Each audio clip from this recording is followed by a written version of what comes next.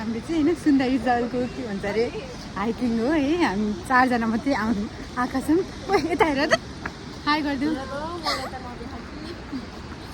कस्तो लागिरहेको छ त बिगिनिङमा? बाटोमा लड्ला अर्को चाहिँ ऊ लास्टमा छ है। अब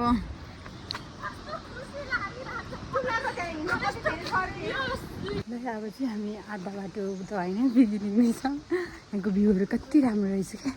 पछाडिहरू आइरहन् 3-4 जना पछाडि कुदिरहन्। खै किन भागेको पनि थाहा छैन। अनि त्यसपछि यताको भ्यूहरू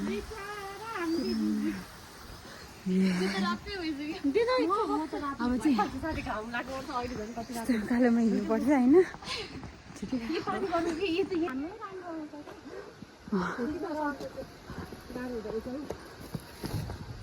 यस्तो पाराले पुगिन्छ कहिले? यहाँ चाहिँ मन्दिर छ ल भाइ त। धेरै टाइम हिँडिसकेपछि चाहिँ बल्ल हामी यो वेलकम टु सुन्दरी जल भन्ने ठाउँमा आइपुग्यो है। अनि यो चाहिँ हाम्रो ट्रेकिङको कुरा भइहाल्यो। सबैलाई गर्नु भएको अवस्था है। पछाडि कति राम्रो लाग्यो। हामी त यस्तो राम्रो ठाउँमा आएको छौँ है। अब यो